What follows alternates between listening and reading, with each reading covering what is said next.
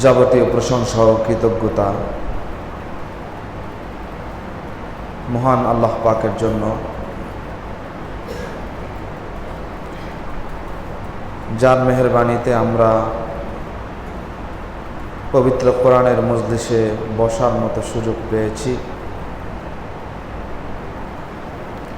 এজন্য মহান রব্বে কারীমের দরবারে কৃতজ্ঞতা আদায় করে অন্তঃস্থল থেকে একবার উচ্চারণ করি আলহামদুলিল্লাহ। তেলাওয়াত করেছি সূরাতুল আলে ইমরানের সূরা আলে ইমরানের 14 নম্বর আয়াত থেকে 17 নম্বর আয়াত পর্যন্ত। এই আয়াতে কারিমাগুলোর মধ্যে আল্লাহ রাব্বুল আলামিন বলছেন, যুয়্যিনা লিন-নাসি হুব্বুশ শাহাওয়াত, মানুষের জন্য সুসজ্জিত করে দেওয়া হয়েছে, সুশোভিত করে দেওয়া হয়েছে, মোহনীয় করে দেওয়া হয়েছে প্রবৃত্তির ভালোবাসাকে। আমাদের মধ্যে একটা চাহিদা সবসময় মানুষ হিসাবে প্রতিটি মানুষের মধ্যে একটা চাহিদা বসবাস করে। সেই চাহিদাটা পূরণ করতে পারলে আমাদের কাছে ভালো লাগে, সেই চাহিদাটা পূরণ না হলে আমরা কখনো কখনো হতাশ হই, কখনো কখনো কষ্ট পাই। এই যে চাহিদা পূরণ করার যে প্রবণতা, যে আগ্রহ আমাদের মধ্যে তৈরি হয়, এটা আল্লাহ রাব্বুল আলামিন সৃষ্টিগতভাবেই আমাদের মধ্যে দিয়ে রেখেছেন। আমাদের সৃষ্টির মৌলিক উপাদানের মধ্যে আমাদেরকে যা কিছু দিয়ে বানানো হয়েছে, সেই উপাদানের মধ্যেই একটা জিনিস দেওয়া আছে, একটা প্রবণতা দেওয়া আছে, যে প্রবণতার কারণে আমাদের মধ্যে নিজেদের প্রবৃত্তির চাহিদা, মনের ইচ্ছা পূরণ করার শখ তৈরি হয় এবং পূরণ করতে পারলে ভালো লাগে। এটা আল্লাহ প্রদত্ত। কেন আল্লাহ দিলেন সে প্রশ্নের জবাবে পরে আসছি। আল্লাহ বলছেন এই প্রবণতা বিভিন্ন ধরনের হতে পারে। মিনান নিসা, হতে পারে তোমাদের এই চাহিদা হবে নারীর প্রতি, নারীর পুরুষের প্রতি আকর্ষণ বোধ করবে, চাহিদা তৈরি হবে। ওয়াল বানিন, সন্তান সন্ততির প্রতি মানুষের মধ্যে প্রবণতা আছে। প্রত্যেকটা পুরুষেরই পিতা হওয়ার ইচ্ছা আছে, শখ আছে জীবনে। পিতা হলে ভালো লাগে, নতুন একটা সন্তান হলে নিজের অন্তরের মধ্যে একটা সুন্দর অনুভূতি তৈরি হয়। আবার একই রকম ভাবে প্রতিটা নারীর মধ্যেই মাতৃত্বের একটা আগ্রহ আছে। প্রতিটা নারী মা হতে চায়, এবং কোনো নারী যদি মা হতে না পারে তার জীবন অনেক বেশি হতাশাপূর্ণ হয়। কোনো পুরুষ যদি বাবা হতে না পারে তো তার জীবনও অনেক বেশি হতাশাপূর্ণ হয়। এজন্য মানুষ হিসাবে সন্তান সন্ততি কামনা করা, সন্তান সন্ততি হওয়া, এটা আমাদের একটা মৌলিক চাহিদা, আমাদের একটা মৌলিক আকর্ষণ। আর কি আকর্ষণ আছে আমাদের মধ্যে? ওয়াল কানাতিরিল মুকান্তারাতি মিনাত যাহাবি ওয়াল ফিদ্দা, কারি কারি সম্পদ, টাকা পয়সা। আজ যাহাবি ওয়াল ফিদ্দা, দিনার দিরহাম, টাকা পয়সা অনেক বেশি হোক, যত বেশি যার কাছে আছে তার মধ্যে তত বেশি ভালো লাগা কাজ করে। এবং অর্জিত হলে আমরা আনন্দিত হই, অর্জিত না হলে হতাশ হই। এরপর বলছেন আল্লাহ, ওয়াল খাইলিল মুসাওয়ামা, সুন্দর সুন্দর ঘোড়া মানে বাহন, সুন্দর সুন্দর বাহন।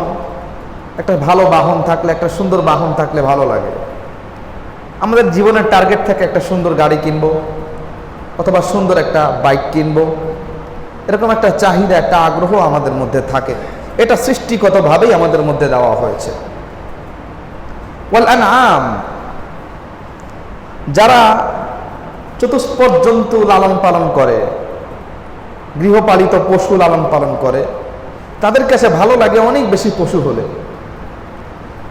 গরু পালে, গরুতে গরুতে একদম সবকিছু ভরে যাক, এটা তার মনের চাহিদা। এবং আমরাও কোনো পশুর মালিক হলে, আমাদের কারো যদি কোনো গবাদি পশু থাকে, এটা আমাদের কাছে ভালো লাগে, আমাদের আগ্রহের কেন্দ্রবিন্দু এগুলো। ওয়াল হাস, যারা কৃষি কাজ করে তাদের কাছে ফসল বেশি হোক, এটার প্রতি একটা আগ্রহ। এই মৌলিক কিছু জিনিসের প্রতি আল্লাহ আমাদের জন্য সৃষ্টিগতভাবেই আগ্রহ তৈরি করে দিয়েছেন। এই যে আগ্রহ তৈরি করলেন, এটা আমাদের প্রতি আল্লাহ রাব্বুল আলামিনের বিশেষ রহমত। এটা আমাদের প্রতি আল্লাহ রাব্বুল আলামিনের বিশেষ রহমত। যদি আল্লাহ আমাদের মধ্যে এই আগ্রহগুলো, এই প্রবণতাগুলো তৈরি না করতেন, তো মানব জাতি সঠিকভাবে সুস্থভাবে পৃথিবীর বুকে বসবাস করতে পারত না। যদি নারী পুরুষের প্রতি, পুরুষ নারীর প্রতি আগ্রহই বোধ না করত, তাহলে সমাজে বহু মানুষ বিয়ে ছাড়াই কাটিয়ে দিত, বহু মানুষ সন্তান ছাড়াই কাটিয়ে দিত।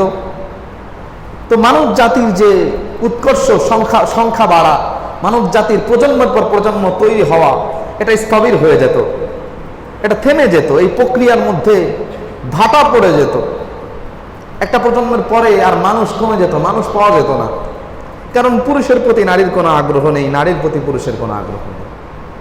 আল্লাহ এটা দিয়েছেন যাতে আমরা মানব জাতি পুরো পৃথিবীর বুকে বিচরণ করতে পারি, আমাদের সংখ্যা বাড়তে থাকে। ঠিক একই রকম ভাবে সন্তান নেওয়ার যে আগ্রহ, এটাও আল্লাহ আমাদের প্রতি রহমত স্বরূপ দিয়েছেন, নতুবা মানব জাতির সংখ্যা এত বাড়ত না। এরপর অর্থের প্রতি যে আকর্ষণ, এটাও আল্লাহর পক্ষ থেকে রহমত। কারণ আমাদের জীবনে চলতে হলে, জীবিকা নির্বাহ করতে হলে আমাদের জন্য অর্থের প্রয়োজন। এখন মানুষ যদি অর্থ কামানোর আগ্রহই তার মধ্যে না থাকতো, সম্পদ উপার্জনের আগ্রহই তার মধ্যে তৈরি না হতো, তাহলে আমরা সবাই মাশাআল্লাহ নাকে তেল দিয়ে ঘুমাতাম, কাজ বাজ কেউ করতাম না, সবাই অলস হয়ে যেতাম। এবং দেখা যেত আমাদের মৌলিক প্রয়োজন, খাদ্য দরকার, উপার্জনের আগ্রহ নেই। মৌলিক প্রয়োজন, ওষুধ দরকার, উপার্জনের আগ্রহ নেই। ঘরে বসে আছি, টাকা কামানোর জন্য স্পিড নেই, বাড়ি হচ্ছে না, গাড়ি হচ্ছে না, সঠিকভাবে বসবাস করতে পারছি না, আমাদের জীবন স্থবির হয়ে যেত। এজন্য অর্থের প্রতি যে ভালোবাসা আল্লাহ আমাদেরকে সৃষ্টিগতভাবে দিয়েছেন, এটাও আল্লাহ রাব্বুল আলামিনের পক্ষ থেকে রহমত। আর বাহন, এটাও আমাদের জীবনের মৌলিক প্রয়োজন। এরপর গবাদি পশু, এগুলোও আমাদের জীবন অতিবাহিত করার মৌলিক প্রয়োজন। কৃষি ফসল, এগুলো আমাদের জীবন অতিবাহিত করার মৌলিক প্রয়োজন। এগুলোর প্রতি যে আগ্রহ, এগুলো আল্লাহ রাব্বুল আলামিনের পক্ষ থেকেই রহমত। তবে আগ্রহের মাত্রাটা নিয়ন্ত্রণ করতে হয়। সম্পদের প্রতি আগ্রহ, নারীর পুরুষের প্রতি আগ্রহ, পুরুষের নারীর প্রতি আগ্রহ, বিভিন্ন জিনিসের প্রতি আমাদের যে আগ্রহ দিয়ে তৈরি করেছেন আল্লাহ, সৃষ্টিগতভাবেই আগ্রহটা আছে। তবে আগ্রহ যাতে লাগাম ছাড়া না হয়ে যায়, এটা নিয়ন্ত্রণ করা, হালালভাবে আগ্রহগুলো পূরণ করা, এগুলো হচ্ছে আমাদের কর্তব্য। যখন আমরা এই আগ্রহ পূরণ করতে গিয়ে আগ্রহগুলোকে লাগাম ছাড়া বানিয়ে ফেলবো, এই আগ্রহগুলোকে লাগাম ছাড়া বানিয়ে ফেলবো, কিংবা এই আগ্রহগুলো পূরণ করার ক্ষেত্রে হারাম কোনো পন্থা অবলম্বন করব, তো আমরা আল্লাহ রাব্বুল আলামিনের দেওয়া যে পরীক্ষা, এই পরীক্ষায় আমরা ফেল করে গেলাম। আল্লাহ কথা বলে বলছেন, যালিকা মাতাউল হায়াতিদ দুনিয়া। এই যে যা কিছুর কথা বললাম, স্ত্রী, সন্তান, সম্পদ, বাহন, টাকা পয়সা, গবাদি পশু, ফসল, যা কিছু দেখো, এগুলো হচ্ছে দুনিয়ার জীবনের সামান্য উপভোগ মাত্র। এগুলো হচ্ছে দুনিয়ার জীবনের সামান্য উপভোগ মাত্র। যাবতীয় জিনিসকে আল্লাহ বললেন দুনিয়ার জীবনের উপভোগের বিষয়। আর রাসূলুল্লাহ সাল্লাল্লাহু আলাইহি ওয়াসাল্লামের হাদিস, আল্লাহর হাবিব বলেন, আদ-দুনিয়া কুল্লুহা মাতা। এই যে দুনিয়া, আমরা যা কিছু উপভোগ করি, এগুলো সবকিছু উপভোগেরই বস্তু। আর ওয়া খায়রু মাতা'আদ দুনিয়া, আর দুনিয়ার সবচেয়ে উত্তম উত্তম সম্পদ হচ্ছে আল মারআতুস সালিহা, যার নেককার স্ত্রী আছে। যার নেককার স্ত্রী আছে সে দুনিয়ার সবচেয়ে দামি সম্পদ পেয়েছে। তার জীবন সবচেয়ে বেশি সুখময়। তার অনেক কিছু না থাকতে পারে, কিন্তু একজন নেককার স্ত্রী তার জীবনের সমস্ত অপূর্ণতাকে পূর্ণ করে দিতে পারে। এরপর আল্লাহ বলছেন ওয়াল্লাহু ইনদাহু হুসনুল মাআব, দেখো এই যে আমি তোমাদেরকে এত কিছু দিয়েছি, এগুলোর প্রতি আগ্রহ তৈরি করে দিয়েছি, এগুলো দেখে এগুলোর চাকচিক্যের মধ্যে থেকে তোমরা এই কথা মনে করো না যে এটাই হলো শেষ কথা, এরপরে আর আমাদের কোথাও যেতে হবে না। আল্লাহু ইনদাহু হুসনুল মাআব, বরং তোমরা যারা মুমিন, তোমরা যখন এই পার্থিব জগৎ থেকে আমার কাছে ফিরে আসবে, আমার কাছে রয়েছে তোমাদের জন্য এর চেয়ে সুন্দর ব্যবস্থাপনা, এর চেয়ে সুন্দর বাসস্থান। আল্লাহ রাসূলকে বলছেন, কুল, রাসূল আপনি মুমিনদেরকে বলে দিন, আউনাব্বিউকুম বিখাইরিম মিন যালিকুম, আমি কি তোমাদেরকে এর চেয়ে ভালো কিছুর কথা বলবো? এই যে দুনিয়ার বিভিন্ন জিনিসের কথা বলা হলো, এর চেয়ে ভালো জিনিসের কথা কি আমি তোমাদেরকে বলবো?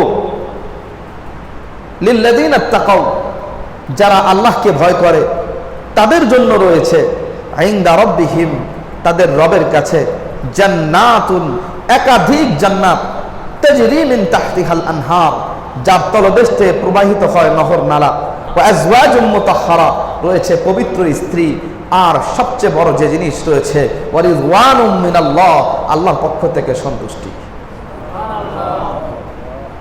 আল্লাহু বাসীরুম বিল ইবাদ, আমি আল্লাহ তোমাদের বান্দাদেরকে আমি পর্যবেক্ষণ করছি। বাসীর, আমি দেখছি সবকিছুকে। প্রিয় উপস্থিতি, আল্লাহ রাব্বুল আলামিন এই দুই আয়াতের মধ্যে আমাদের সামনে দুইটা বাস্তবতাকে উপস্থাপন করলেন। একটা হচ্ছে ইহলৌকিক, আরেকটা হচ্ছে পরলৌকিক। একটা হচ্ছে দুনিয়ার জীবনের এই চাকচিক্যময় যা কিছু আমাদের চোখের সামনে আছে সেটা, আর আরেকটা হচ্ছে এমন জিনিস যার কল্পনা আমাদের মস্তিষ্ক কোনোদিন করতে পারবে না। এই দুইটা জিনিস, জান্নাত এবং পৃথিবী, দুনিয়ার জীবন এবং জান্নাত, এই দুইটাকে আল্লাহ রাব্বুল আলামিন আমাদের সামনে উপস্থাপন করলেন। সাহাবায়ে কিরাম রিজওয়ানুল্লাহি তাআলা আলাইহিম আজমাইন, তাদের কাছে জান্নাত বলতেই অন্যরকম একটা অনুভূতি তৈরি হতো। জান্নাত বললেই তাদের মধ্যে একটা অন্যরকম অনুভূতি তৈরি হতো, এবং জান্নাত শব্দটা তাদের কাছে এত বেশি মূল্যবান ছিল, এত বেশি কামনার ছিল, এত বেশি আকাঙ্ক্ষার ছিল যে জান্নাতের প্রশ্নে সাহাবায়ে কেরাম যে কোনো কিছু করতে প্রস্তুত ছিলেন। সাহাবায়ে কেরামের অবস্থা পরিবর্তন হয়ে যেত। তারা যে দৃষ্টিভঙ্গি থেকে জান্নাতকে দেখতেন, এখন আমাদের জান্নাতের কথা শুনলে, হাজারবার জান্নাতের কথা শুনলেও আমাদের মধ্যে সেই অনুভূতি, সেই ফিলিংস তৈরি হয় না। জান্নাতের প্রতি সেই আগ্রহ আমাদের মধ্যে পয়দা হয় না। সাহাবায়ে কেরামের অবস্থা কেমন ছিল? উহুদে এক সাহাবী খেজুর খাচ্ছিলেন, রাসূলুল্লাহর সাথে দেখা হলো ময়দানে। বললেন, ইয়া রাসূলুল্লাহ, আরাইতা ইন কুতিলতু ফাআনা হুনা ফাআইনা আনা, রাসূল আমি যদি এখন মারা যাই কোথায় থাকবো? আল্লাহ রাসূল বললেন, ফিল জান্নাহ, এখন মারা গেলে তুমি জান্নাতে থাকবে। সাহাবী চিন্তা করলেন, হাতে এতগুলো খেজুর আছে, এগুলো খেয়ে শেষ করতে কতগুলো সময় ব্যয় হবে, এতটুকু সময় আমি দুনিয়াতে থাকবো, আমার লেট হয়ে যাবে। রাসূল বলেছেন, মরলে জান্নাতে চলে যাব, যত তাড়াতাড়ি মরবো তত তাড়াতাড়ি আমি জান্নাতে যাব। সাহাবী খেজুরগুলো ছুঁড়ে ফেলে ময়দানের মধ্যে চলে গেলেন। এই ছিল জান্নাতের কথা শুনলে সাহাবায়ে কেরামের অনুভূতি, এই ছিল তাদের অনুভূতি, আবেগ। সাহাবায়ে কেরাম রিজওয়ানুল্লাহি তাআলা আলাইহিম আজমাইন যেই দৃষ্টিভঙ্গি থেকে জান্নাতকে দেখতেন, আজকে আমরা সেই দৃষ্টিভঙ্গি থেকে জান্নাতকে দেখতে পারি না। আমাদের চশমা পরিবর্তন হয়ে গেছে, আমাদের দৃষ্টিভঙ্গি বদলে গেছে। সাহাবায়ে কেরাম জান্নাতকে প্রচন্ড আগ্রহের সাথে দেখতেন। জান্নাতের জন্য এমন কিছু তারা করে ফেলতেন যেটা দুনিয়াবী হিসাবের সাথে মিলানো যেত না। ওসমান ইবনে আফফান রাদিয়াল্লাহু তাআলা আনহু, আমি প্রায় বলি ঘটনা, তিনি এক দুর্ভিক্ষের সময় 70টা উটের কাফেলা আসলো মদিনায়। ওসমান রাদিয়াল্লাহু তাআলা আনহু, মদিনার ব্যবসায়ীরা অফার করলো 10 গুণ পর্যন্ত দাম হলো, যেই বাজার মূল্য তার চেয়ে 10 গুণ বেশি দিয়ে নিব দুর্ভিক্ষের সময়। ওসমান রাদিয়াল্লাহু আনহু বললেন যে না, 10 গুণে হবে না, কেউ যদি 70 গুণ বেশি দিয়ে নিতে পারো তাহলে নিও। তো মদিনার ব্যবসায়ীরা ওয়েট করতে থাকলো যে ওসমান কিসের আশায় আসে দেখি 70 গুণ দিয়ে কে ওর কাছ থেকে পণ্যটা নেয়। পরের দিন দেখা গেল ওসমান রাদিয়াল্লাহু আনহু মদিনার দরিদ্রদের মধ্যে ওই খাবারগুলোকে বিলিয়ে দিচ্ছেন। মদিনার লোকেরা জিজ্ঞাসা করলো, ব্যবসায়ীরা জিজ্ঞাসা করলো, ওসমান আপনি কি করছেন? এত দামে আপনার কাছে আমরা অফার করলাম 10 গুণ মূল্যে, আপনি না দিয়ে 70 গুণের আশায় থাকলেন, এরপর আজকে বিতরণ করে দিচ্ছেন। ওসমান রাদিয়াল্লাহু আনহু বললেন যে দেখো, তোমরা আমাকে 10 গুণ মূল্য দেওয়ার ওয়াদা করেছিলে, আর আমি আমার আল্লাহর পক্ষ থেকে এখন দান করলে 70 গুণ মূল্য পাওয়ার ওয়াদা পেয়ে গিয়েছি। এজন্য আমার ক্যালকুলেশন ভিন্ন, আমার দৃষ্টিভঙ্গি ভিন্ন। আমি এখানে দুনিয়ার কোন সম্পদের ক্যালকুলেশন করতে যাই নাই। এটা ছিল সাহাবায়ে কেরামের দৃষ্টিভঙ্গি। জান্নাতের কথা শুনলে তাদের মধ্যে এই ফিলিংসটা তৈরি হতো, আখিরাতের কথা শুনলে তাদের মধ্যে এই আগ্রহটা তৈরি হতো যে এর বিনিময়ে দুনিয়ার যে কোনো কিছু বিলিয়ে দিতে তারা প্রস্তুত থাকতেন, যে কোনো কিছু বিলিয়ে দিতে তারা প্রস্তুত থাকতেন। কিন্তু আমাদের মধ্যে সেই অনুভূতিটা তৈরি হয় না। এর কারণ হচ্ছে আমাদের হৃদয়ের অন্ধত্ব। আমাদের হৃদয়ের অন্ধত্ব। আমরা আমাদের দিল দিয়ে জান্নাতের সেই মোহনীয় অবস্থাকে কল্পনা করতে পারি না, জান্নাতের সেই সুখকে কল্পনা করতে পারি না। কেন পারি না? কারণ আমাদের দিলের মধ্যে অপবিত্রতায় ছেয়ে গেছে। আমরা খারাপ বাসনাকে লালন করি, খারাপ চিন্তাকে লালন করি, খারাপ কল্পনাকে লালন করি, দুনিয়ার যাবতীয় গান্দিগিকে আমরা আমাদের ভিতরে লালন করি। লালন করতে করতে আমাদের দিলের কোয়ালিটি এত খারাপ হয়ে গেছে যে জান্নাতের কথা শুনলে এখন আর আমাদের মধ্যে নতুন করে অনুভূতি পয়দা হয় না। এটা আমাদের অন্তরের অযোগ্যতা, আমাদের দিলের অযোগ্যতা, আমাদের অন্তরের অস্বচ্ছতা। এই অস্বচ্ছ অন্তরের কারণে আমরা জান্নাতকে অনুভব করতে পারি না। আল্লাহ বলছেন দেখো তোমাদের জন্য জান্নাতে কি কি থাকবে,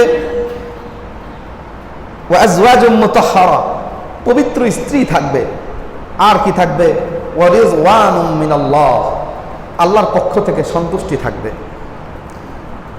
জান্নাতের সবচেয়ে বড় নিয়ামত আল্লাহর সন্তুষ্টি।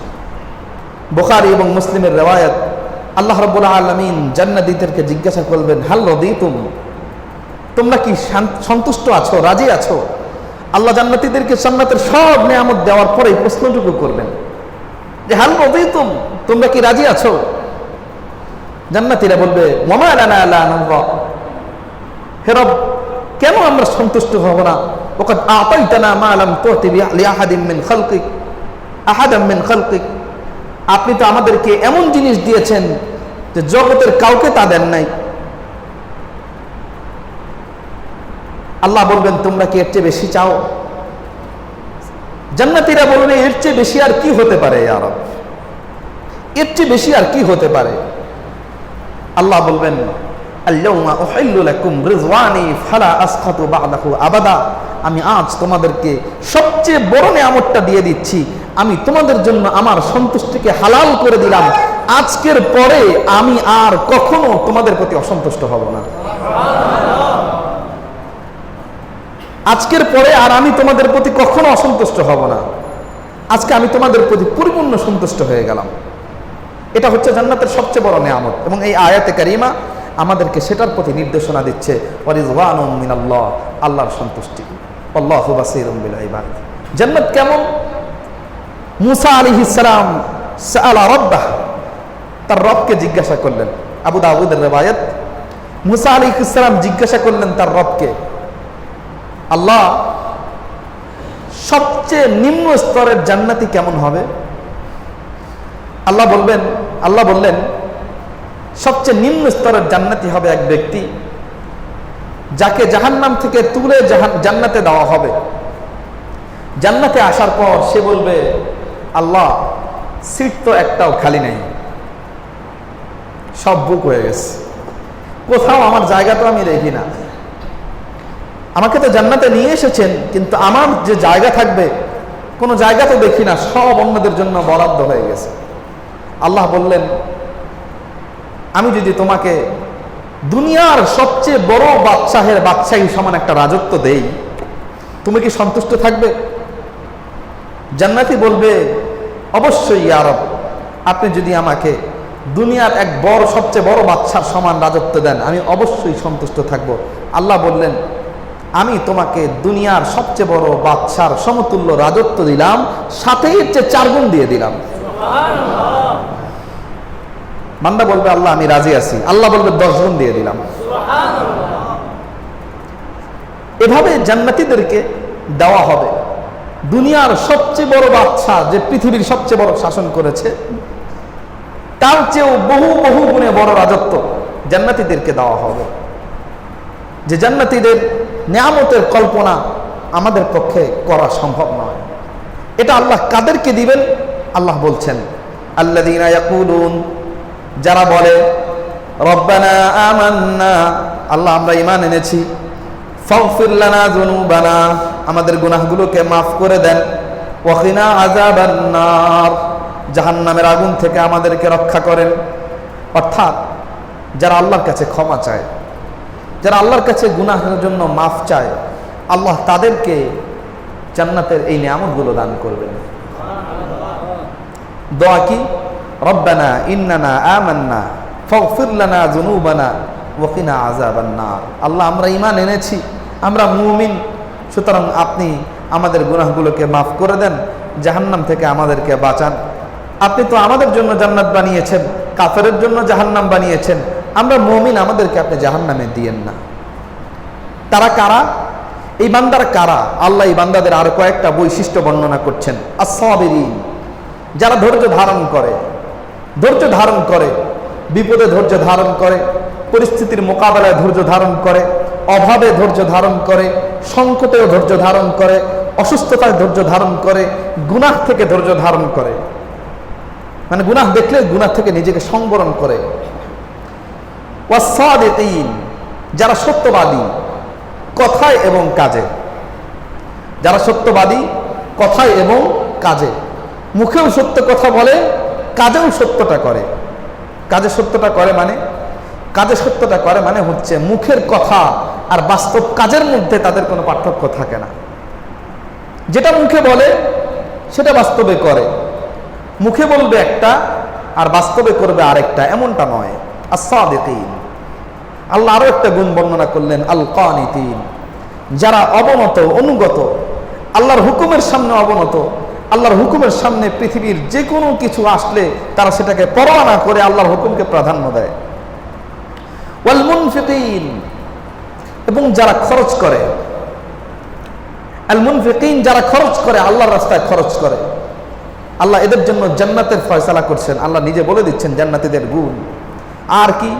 ওয়াল মুস্তাগফিরিনা বিল আসহার, যারা ভোর রাতে, সূর্য উদিত হওয়ার আগে ভোর রাতে যারা আল্লাহর কাছে ইস্তেগফার করে।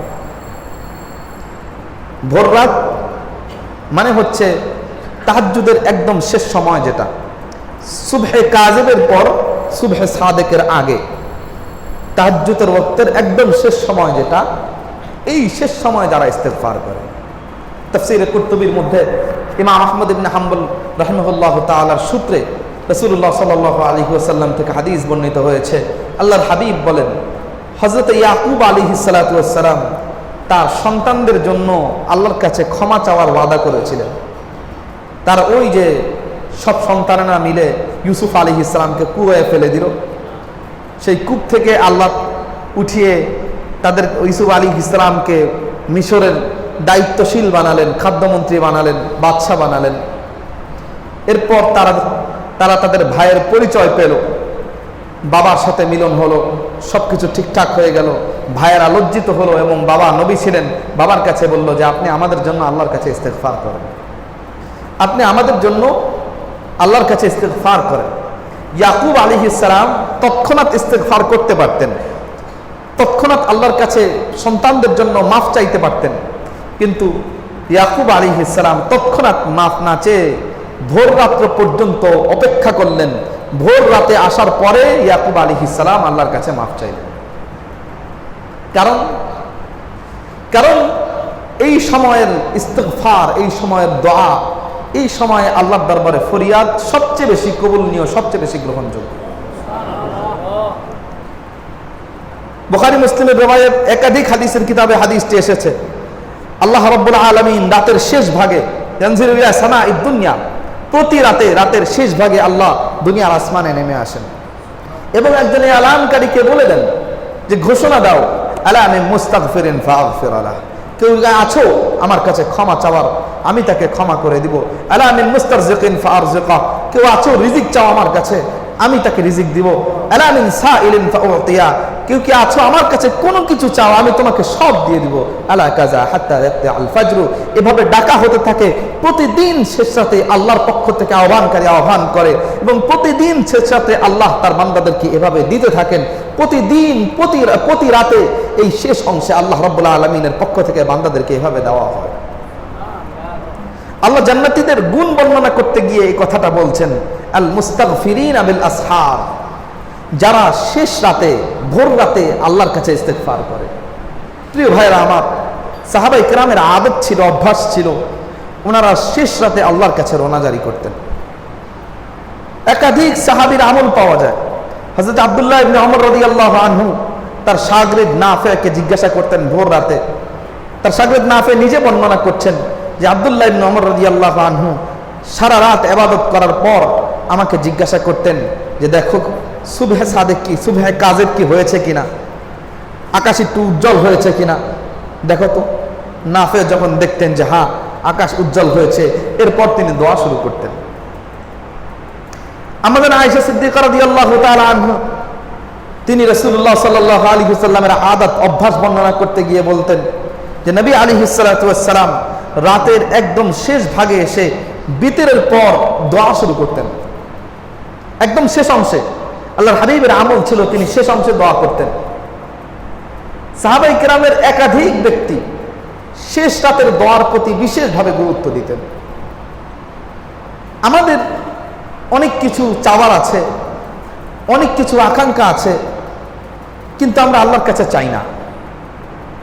আল্লাহর কাছে আমরা চাই না, যখন যেভাবে চাওয়া দরকার আল্লাহর কাছে আমরা চাই না।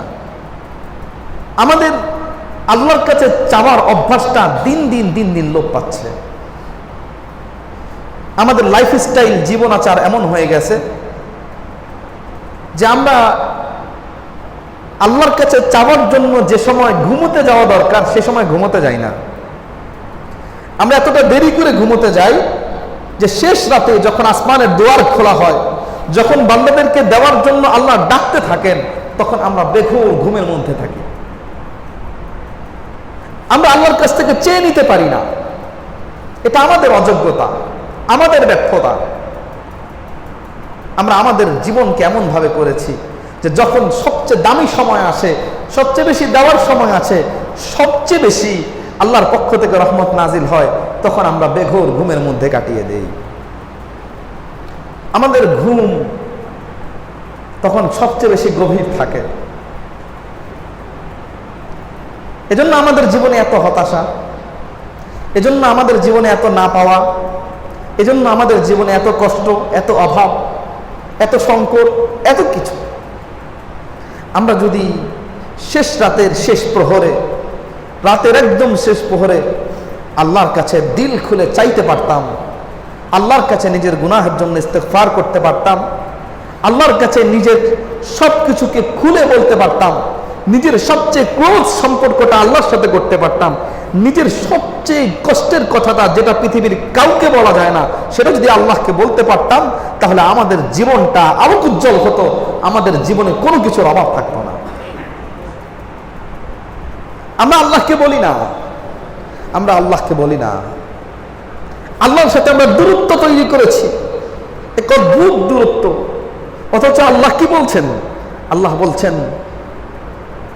ইন্নী করিব, আমি খুবই কাছে।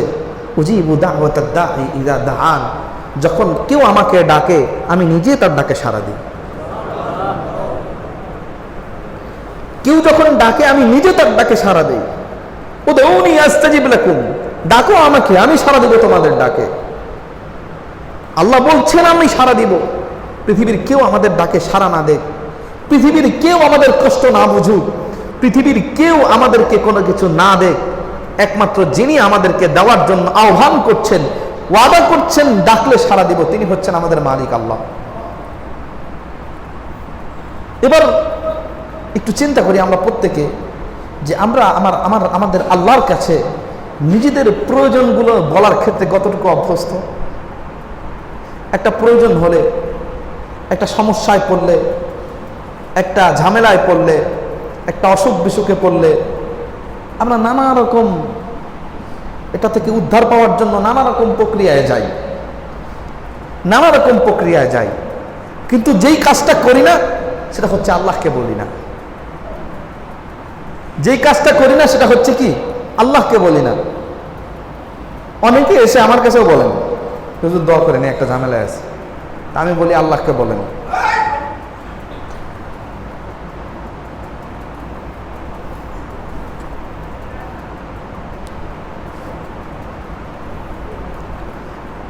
এই জন্য বলতে হবে আল্লাহকে,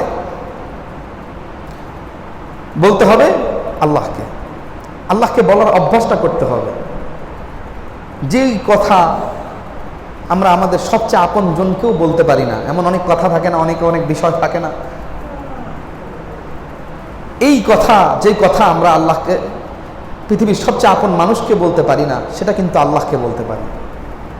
তিনি আমাদের ওই কথাটা শুনেন, এবং ওই কথাটা আল্লাহকে বললে আল্লাহর সাথে আমার যে ঘনিষ্ঠ সম্পর্ক তৈরি হয়, আমার যে অন্তরের মধ্যে যে একটা আলো প্রবেশ করে, সেই আলো আমি যদি একদিন এক ভোর রাতে একবার যদি এই থিওরিটা একবার অ্যাপ্লাই করি, আল্লাহর কাছে বলার থিওরিটা, দেখবো আমার ওই দিন সারাটা দিন অন্যরকম হয়ে গেছে। সারাটা দিন আমার হৃদয়ের মধ্যে আলাদা একটা শক্তি কাজ করবে। এজন্য প্রিয় উপস্থিতি, হযরত লোকমান হাকিম তার সন্তানকে নসিহত করতে গিয়ে বলেছিলেন যে লা তাকুন আগবা মিনাদ দিক, বৎস আমার, মোরগের চেয়ে নির্বোধ হয়েও না, মোরগের চেয়ে নির্বোধ হয়েও না। অর্থাৎ এমন যেন না হয় যে মোরগ তোমার আগে কোনোদিন ঘুম থেকে জেগে গেছে, তুমি ঘুমিয়ে আছো। এই দামি সময়টুকু আমাদের বান্দা হিসেবে মিস করা উচিত না, এই দামি সময়টুকু মিস করা উচিত না। রমজানুল মুবারকের একরকম আমল থাকে, আর সারা বছর কি আমরা আল্লাহকে ভুলে থাকবো? সারা বছর কি আমরা আল্লাহর সাথে দূরত্ব তৈরি করে যাব? হ্যাঁ, এমনি সময় আপনাদের কাজ বাজার অনেক দোহাই থাকে। লকডাউনের সময় কারো কোনো ব্যস্ততাও নেই, তবুও আমরা ঘুমাতে যাব 12টা, 1টা, 2টা, 3টা। আমি নিজের কথা বলি, আমার ওই একই অভ্যাস।